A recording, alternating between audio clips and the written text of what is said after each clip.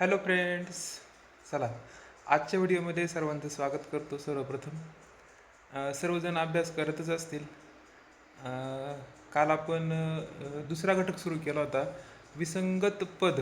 आणि त्याच्या पुढे जाऊन आज आपण त्याचा जो काही दुसरा उपघटक आहे, इथं स्क्रीनवर दिसत असेल तुम्हाला, विसंगत पदमध्ये आज आपण दुसरा घटक संख्या किंवा संख्यागट याचा आज आपल्याला या ठिकाणी अभ्यास करायचा आहे. तर बघूया कशा प्रकारची उदाहरणं यामध्ये आपल्याला पाहायला मिळतील आणि ती उदाहरणं कशी सोडवायची याचा आपण या ठिकाणी आज अभ्यास करणार आहे. एक लक्षात घ्या विद्यार्थ्यांनो, प्रॅक्टिस महत्त्वाची. मग तुम्ही जे काय आपण उदाहरणं बघणार आहे आज, त्याच्यासारखी इतर उदाहरणं शोधून ते सोडवायचा प्रयत्न करायचा आहे. तर चला पुढच्या उदाहरणाकडे जाऊया. स्क्रीनवरती आजचं आपलं उदाहरण सर्वांना या ठिकाणी दिसत असेल. या ठिकाणी मुलांनो बघा, आता जे काही संख्या किंवा संख्या गटाचे उदाहरणं सोडवताना तुमचे वर्ग, वर्गमूळ, घनमूळ हे तोंड पाठ असणं गरजेचं आहे. पाढेही पाठ असतील तर चांगली गोष्ट आहे, कारण की पाढे पाठांतरामुळे तुम्हाला संख्यांमधला संबंध शोधण्यासाठी सोपं जातं. त्यानंतर तुमची बाकीच्या पण क्रिया ह्या थोड्याशा तुम्हाला जलद कराव्या लागतील, जेणेकरून उदाहरणं लवकर सोडवता येईल. आणि एक निरीक्षण शक्ती, संख्या बघितल्याच्या नंतर तुम्हाला त्यामध्ये संबंध शोधता आला पाहिजे. आता तर चला बघूया, या ठिकाणी आपल्याला जे काही दिसते फळ्यावरती जर आपण निरीक्षण केलं तर आपल्याला उदाहरणामध्ये ज्या काही गोष्टी दिसत आहे, पहिली संख्या आहे 425, दुसरी संख्या 325, तिसरी संख्या 225 आणि चौथी संख्या 825. तर अतिशय सोपं उदाहरण होतं. इथं जर तुम्ही तिसरा पर्याय पाहिला 225, तर 15चा वर्ग जर आपण केला तर किती येतो? 225. बाकीच्या उरलेल्या संख्या ह्या या ठिकाणी आपल्याला वर्गसंख्या दिसत नाही आहे, याचा अर्थ पर्याय क्रमांक 3 आपलं बरोबर उत्तर आहे. चला पुढचं उदाहरण बघू.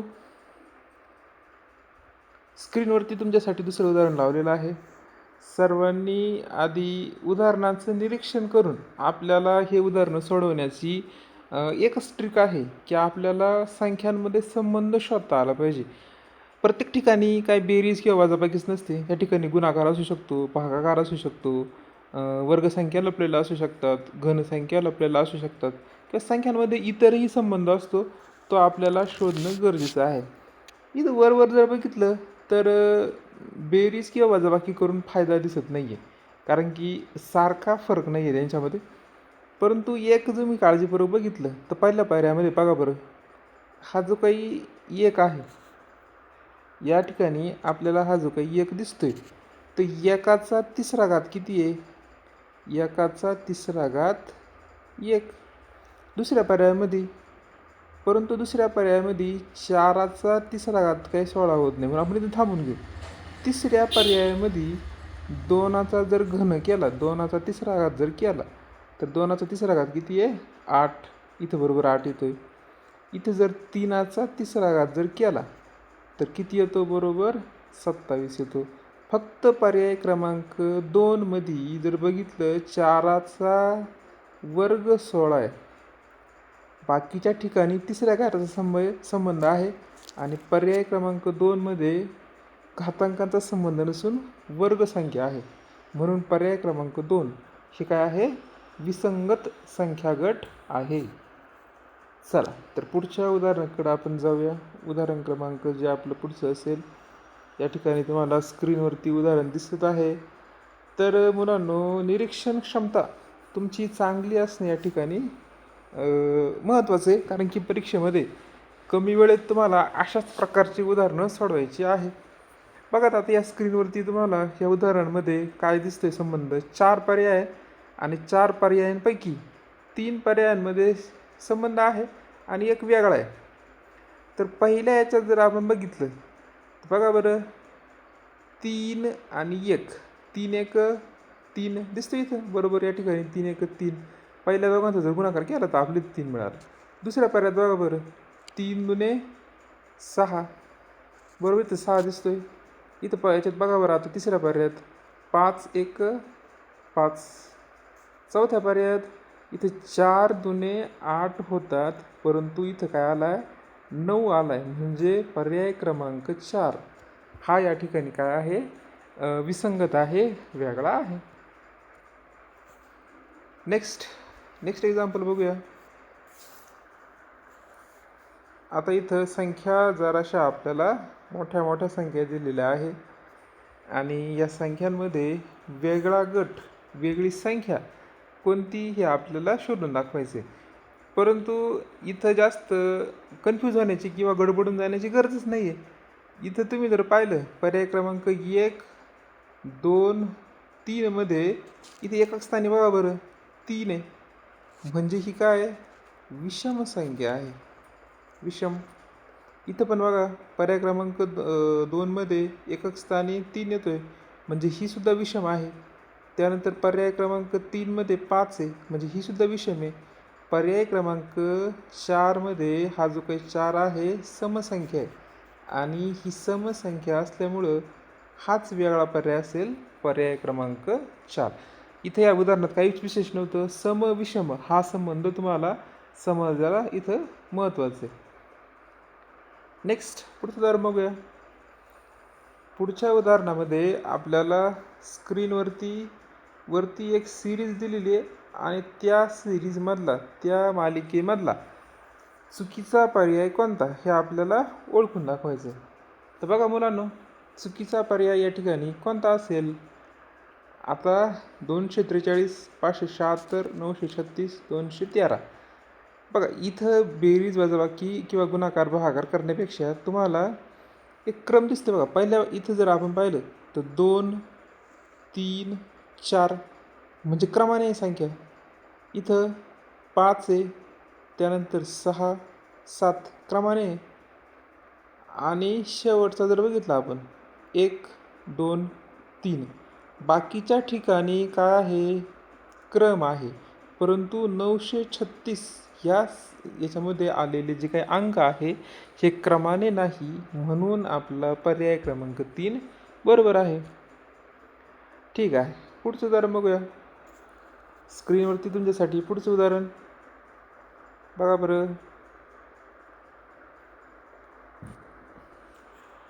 बघा या ठिकाणी निरीक्षण तुम्हाला जमलं पाहिजे. कशा प्रकारे या ठिकाणी आपल्याला उदाहरण सोडवता येईल, काय संबंध दिसतोय. आता बघा बरं, हे उदाहरण बघितल्याच्या नंतर 925चा आता बघा बरं, शेवटचा 25 काय आहे, 25 वर्गसंख्या आहे. कोणाचा वर्ग येतो, 5चा. 5चा वर्ग किती होतो, 25. 5चा वर्ग किती होतो, 25. दुसरा पर्याय बघा, 216 बघा बरं. हा 16 जो दिसतोय 4चा वर्ग आहे. 4चा वर्ग 16. आता 576 मध्ये असा संबंध आहे का, नाही आहे. परंतु इथं हा 4, इथं कोणाचा वर्ग आहे, 2चा वर्ग 4. म्हणजे या ठिकाणी 576 ही संख्या अशी आहे की जिच्यामध्ये कुठल्याही प्रकारचा आपल्याला काही बाकीच्या तिघांशी संबंध दिसत नाही. म्हणून पर्याय क्रमांक 3 या ठिकाणी काय राहणार आहे, बरोबर राहणार आहे, योग्य राहणार आहे. तर तुमची निरीक्षण क्षमता चांगली असणे आणि तुम्हाला त्या ठिकाणी वर्गसंख्या, घन, फरक, बेरीज, गुणाकार आणि भागाकार हा जर ओळखणं थोडंसं फास्ट आलं तर हे उदाहरणं सोडवणं अतिशय सोपं. नेक्स्ट पुढचं उदाहरण बघूया. आता या ठिकाणी काय संबंध दिसतो या उदाहरणामध्ये बघा बरं.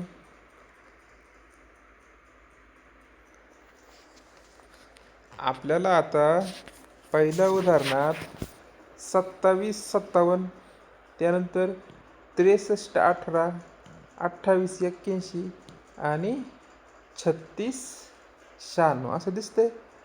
परंतु आपण जर बघितलं तर ह्या गटांमध्ये बघा बरं, आता आपल्याला भागाकार कुठे जातो का बघणं गरजेचं आहे. 27ला बघा 3ने भाग जातो, 3 9 27. 57ला बघा बरं, 57ला सुद्धा 3ने भाग जातो. बघा 3 1 3 3 9 27. 57ला पण 19 त्रिकचा भाग जातो. त्यानंतर 63ला 3 दुने 6 आणि 3 एक 3. 63ला सुद्धा 3ने भाग जातो. इथं बघा बरं 3ने जातो का? 3 सक 18 जातो इथं. आता आपण 28 आणि 81 बघा, इथं 3ने भाग जात नाही आहे, कारण की 3च्या पाड्यात 28 नाही आहे. 81ला जातो, परंतु ह्या गटामध्ये 28ला भाग जात नाही. शेवटचा जर गट पाहिला तर 3 एक 3, 3 दोन्ही 6 इथं पण भाग जातो. 3 त्रिक 9, 3 दोन्ही 6 इथं पण भाग जातो. म्हणजे उरला कोणता गट? 28 आणि 81. 28 आणि 81 या गटामध्ये 28ला भाग जात नसल्यामुळं हे आपलं योग्य उत्तर. नेक्स्ट पुढचं उदाहरण बघूया.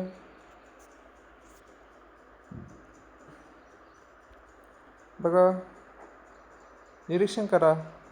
उदाहरणाचं निरीक्षण केल्याशिवाय आणि त्यातला संबंध शोधल्याशिवाय आपल्याला उदाहरण सोडवता येणार नाही.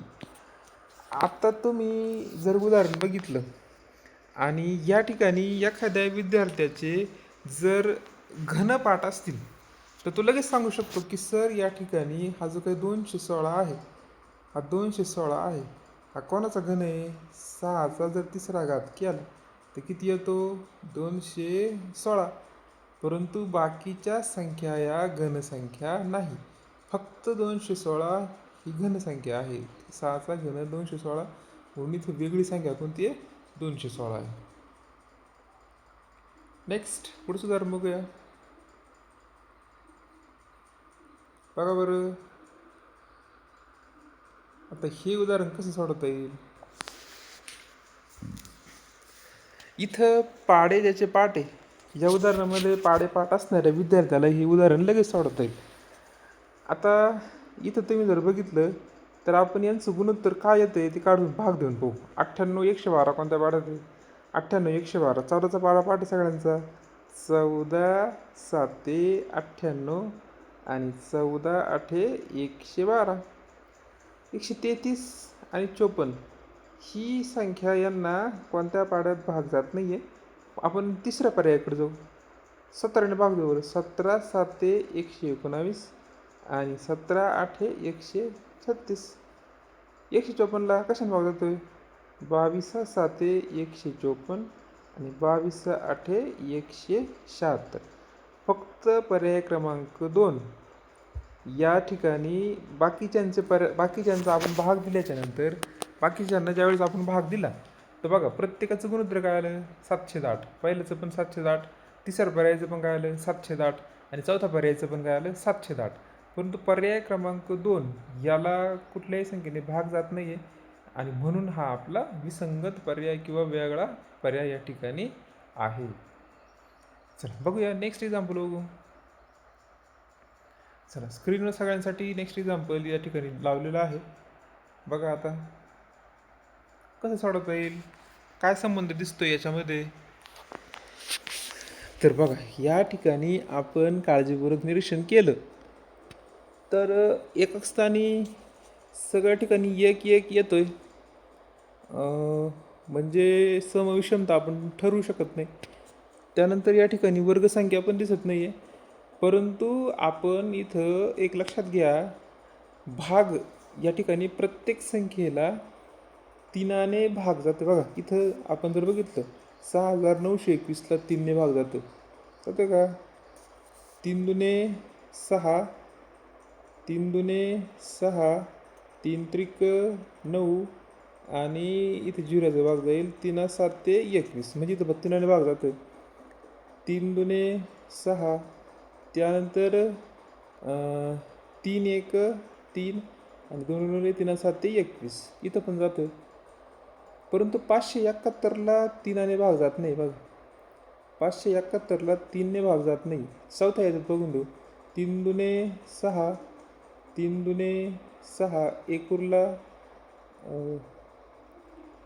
3 चौक 12 आणि 2 उरले, 3 7 21 म्हणजे पर्याय क्रमांक 1 2 आणि शेवटचा पर्याय याला 3ने भाग जातं. परंतु पर्याय क्रमांक 3 571ला 3ने भाग जात नाही, म्हणून आपलं विसंगत पद कोणते? 571. नेक्स्ट पुढच्या उदाहरणाकडे जाऊ. स्क्रीनवरती तुमच्यासाठी पुढचं उदाहरण बघा बरं. काय दिसते संबंध? काय दिसते? आता संख्यांचं वरवर निरीक्षण केलं तर बेरीज वजाबाकी करून फायदा दिसत नाही. वर्ग दिसत नाही आहे कुठंच, घनमूळ पण दिसत नाही आहे. त्याच्यानंतर आपण गुणाकाराचा जर वापर केला तरी काही फायदा नाही. परंतु एक तुम्ही निरीक्षण करा बरं. पहिल्या पर्यायात 4 आणि 3ची जर बेरीज केली, 4 आणि 3ची जर बेरीज केली तर 4 आणि 3 किती होता? 7. बघा बरं, मधलं पद 7 दिसते. 8 आणि 1ची जर बेरीज केली तर 9. मधलं पद बरोबर काय दिसते? 9 दिसते.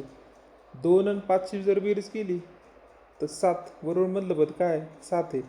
परंतु चौथ्या पर्यायामध्ये 6 आणि 4ची बेरीज किती होती? 10 होते. परंतु मधलं पद हे 10 नाही. याचा अर्थ चौथं हे काय आहे? विसंगत पद आहे आणि आपलं ते काय आहे? उत्तर आहे. नेक्स्ट पुढचं उदाहरण बघूया. पुढच्या उदाहरणात आपल्याला काय दिलं आता बघ. थोडंसं इथं काळजीपूर्वक बघा उदाहरणाकडे आणि आपल्याला काय त्या ठिकाणी संबंध शोधता येईल ते आपण बघूया. आता इथं पण जर पाहिलं तर 209, 285, 323, 437 जवळजवळ भागाकाराचंच उदाहरण आहे. 209ला काही 3ने भाग जात नाही आहे. 285ला बघा बरं. 3 9 3 9 27, 3 9 27 आता 3 9 27, एक उरला 3 5 15. म्हणजे ह्या संख्येला 3ने भाग जातो, परंतु इथं बघा बरं नाही जात. तिसऱ्या पर्यायात पण नाही जात. चौथ्या पर्यायात पण नाही जात. पर्याय क्रमांक आपलं योग्य उत्तर आहे, कारण की फक्त पर्याय क्रमांक 2ला 3ने भाग जातं, बाकीच्या संख्यांना 3ने भाग जात नाही. म्हणून आपलं योग्य उत्तर कोणतं आलं? 2 नंबरचा पर्याय. बघा नेक्स्ट एक्झाम्पलकडे जाऊया. पुढचं उदाहरण. पुढच्या उदाहरणामध्ये काय दिलं आपल्याला? पुढचं उदाहरण स्क्रीनवरती सगळ्यांना दिसत असेल. आता ह्या उदाहरणामध्ये सगळ्यांना एकदम अतिशय सोपं उदाहरण आहे. कारण काय? इथं जर ज्याचे वर्ग पाठ आहे, बघा बरं. 729 कोणाचं वर्गमूळ आहे? 27चा वर्ग जर केला तर किती येतो? 729. 19चा वर्ग किती आहे? 19चा वर्ग 361 आणि 23चा वर्ग किती आहे? 529. म्हणजे काय मुलांनो, ज्यांचा जर या ठिकाणी वर्ग पाठ असतील तर त्यांना हे उदाहरण अतिशय सोपं गेलं असतं. कारण की पर्याय क्रमांक 2, 3 आणि 4 ह्या वर्गसंख्या आहे आणि हा जो काही 961 आहे या ठिकाणी विसंगत पद येईल, कारण की ती वर्गसंख्या नाही. अतिशय सोपं उदाहरण होतं. याच ठिकाणी आपलं वेगळं पद कोणतं आलं? 961. चला नेक्स्ट एक्झाम्पल, पुढच्या उदाहरणाकडे जाऊया. बघा फळ्यावरती तुमच्यासाठी पुन्हा नवीन उदाहरण. बघा बरं काय संबंध शोधता येतो. बऱ्याच मोठ्या मोठ्या संख्या दिलेल्या आहे आणि ह्या मोठ्या मोठ्या संख्यांचा आपल्याला संबंध शोधून दाखवायचा आहे. काय दिसतो संबंध? बघा बरं, वर्गसंख्या दिसत नाही आहे, वर्गमूळ दिसत नाही आहे, त्याच्यानंतर घनमूळ पण दिसत नाही आहे. परंतु जर तुम्ही या ठिकाणी यांच्या अंकांची बेरीज करून पाहिली तर पहिला पर्याय बघा बरं. पहिल्या पर्यायामध्ये 5 अधिक 1 किती झाले? 6. 6 आणि 3 9, 9 आणि 1 10 झाले 10. इथं 4 5 6 7 आणि 3 10. इथं बघा बरं 2 आणि 1 3 आणि 3 6 आणि 4 10. परंतु पर्याय क्रमांक 4 आणि 1 5, 5 आणि 2 7 आणि 1 8 या ठिकाणी पर्याय क्रमांक 4ची बेरीज किती येते? 8 येते. बाकीच्यांची बेरीज 10 आणि पर्याय क्रमांक 4ची बेरीज 8 येते, म्हणून हे काय झालं आपलं वेगळं पद आहे. इथं निरीक्षण क्षमता आणि त्या ठिकाणी काय संबंध दिसतो हे तुम्हाला कमीत कमी वेळेमध्ये सोडवता आलं पाहिजे. चला नेक्स्ट एक्झाम्पल, आजचं व्हिडिओचं आपलं पुढचं उदाहरण बघा बरं. कोणतं पद या ठिकाणी वेगळं आहे आणि आपलं उत्तर कोणतं असू शकतं? तर उदाहरण नुसतं बघितल्या तुमच्या लक्षात यायला पाहिजे की ह्या बाकीच्या सगळ्यांमध्ये 16 वेगळा पडते. 16 ही संख्या आपल्याला निवडून दिसते. 16 कारण काय? 4चा वर्ग किती आहे? 16 आहे, म्हणजे ही वर्गसंख्या आहे. बाकीच्या संख्या वर्गसंख्या नाही, म्हणून पर्याय क्रमांक 3 आपलं बरोबर उत्तर आहे. अतिशय साध्या सुध्या पद्धतीने आणि एकदम छान प्रकारे आपल्याला ते उदाहरण सोडवता आलं. चला स्क्रीनवरती पुढचं उदाहरण बघा. काय दिसतंय? 671, त्याच्यानंतर 395, त्याच्यानंतर काय 352, त्यानंतर 594. आता याच्यामध्ये काय संबंध दिसतोय बघा रे. मगाशी आपण अशा एक प्रकारचं उदाहरण सोडवलं होतं का? 6 आणि 1 ची बेरीज किती आहे? 7. आता ह्या पर्याय क्रमांक 2 मध्ये 3 आणि 5ची बेरीज 5 आणि 3 8 होतीये. इथं 3 आणि 2 5 होतीये आणि 5 आणि 4 9. बघा बरं, फक्त पर्याय क्रमांक 2 मध्ये, कारण इथं मधल्याबरोबर 7 आला, इथं 9 येतोय आणि बेरीज 8, याचा अर्थ इथं सारखेपणा नाही आहे. बाकी पर्याय क्रमांक 3 आणि पर्याय क्रमांक 4 मध्ये बरोबर, म्हणजे पर्याय क्रमांक 2 हे आपलं काय आहे? योग्य उत्तर आहे. नेक्स्ट पुढच्या उदाहरणाकडे जाऊ. काय दिसतंय पुढचं उदाहरण? आता हे उदाहरण सुद्धा अतिशय सोपं आहे. बघितल्या तुम्हाला लक्षात आलं असेल की उदाहरणामध्ये काय दिसतं आपल्याला, काय काय संबंध दिसतोय? वर्गसंख्या आणि घनसंख्या, वर्गसंख्या आणि घनसंख्या. पण आता तुमच्या लक्षात आलं पाहिजे की एकाचा तिसरा घात किती आहे? एकाचा तिसरा घात किती आहे? एकाचा तिसरा घात 1. एकाचा तिसरा घात 1 आहे. 4चा तिसरा घात, 4चा घन किती आहे? 64. 10चा घन किती आहे? 1000.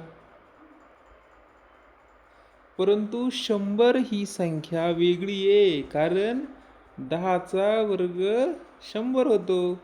बाकी ठिकाणी वर्ग नाही आहे. बाकी ठिकाणी काय आहे? घनसंख्या आहे आणि 100 ही काय होती? वर्गसंख्या होती. म्हणून आपलं उत्तर काय राहील? 100. नेक्स्ट पुढचं उदाहरण बघूया. काय दिले स्क्रीनवरती तुमच्यासाठी पुढचं उदाहरण.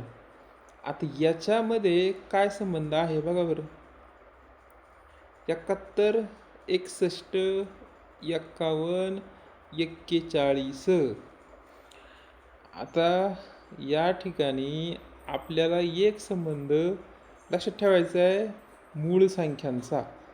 बघा बरं, या ठिकाणी फक्त 51 हा निवडून पडतो, कारण 71 ही मूळ संख्या आहे, 61 मूळ संख्या आहे, 41 ही मूळ संख्या आहे, परंतु 51 ही मूळ संख्या नाही. मूळ संख्या कोणाला म्हणायचं?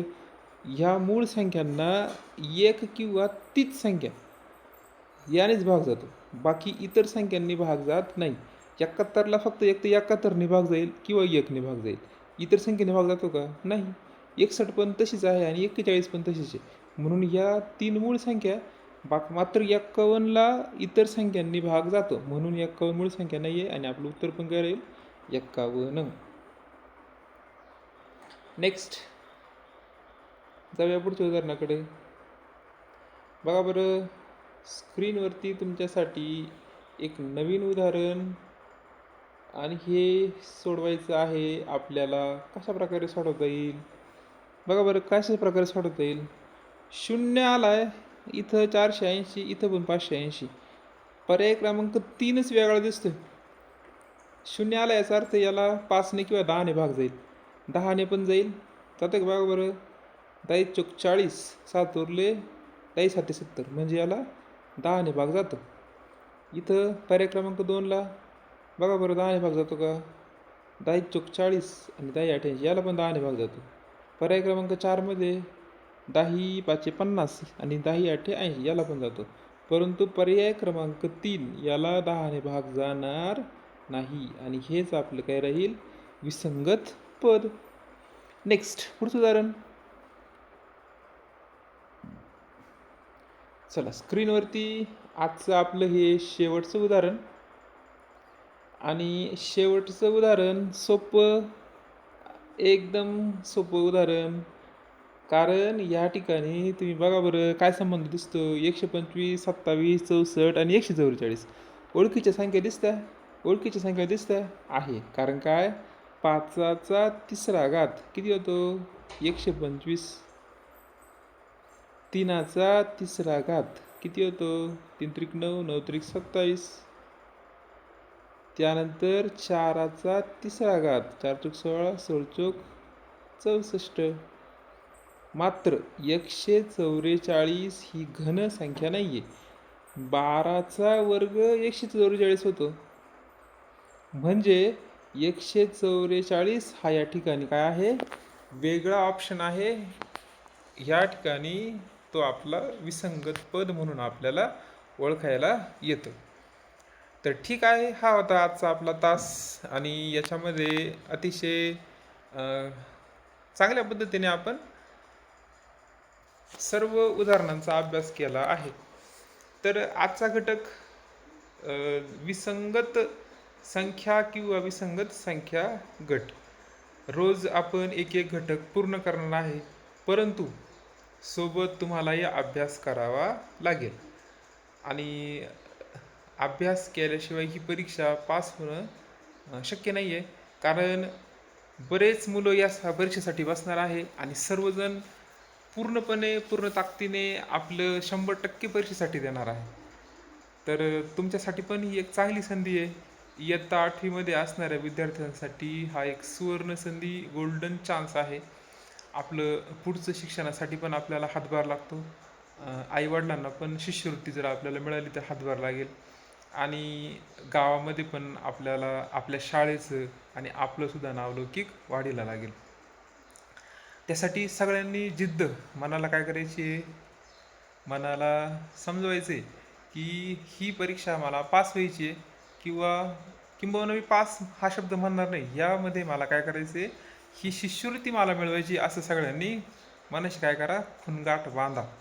आणि तुम्ही ठरवल्याशिवाय, कारण शिक्षक हे शिकवण्याचं काम करू शकतो, परंतु ज्या ठिकाणी परीक्षेला लढा किंवा परीक्षा ही तुम्हाला स्वतः द्यायची आणि तुम्ही जेव्हा स्वतः ठरवशाल की मला करायचं आहे, मला ही परीक्षा कुठल्या परिस्थितीमध्ये ही जी काही शिष्यवृत्ती आहे मला मिळवायचीच आहे.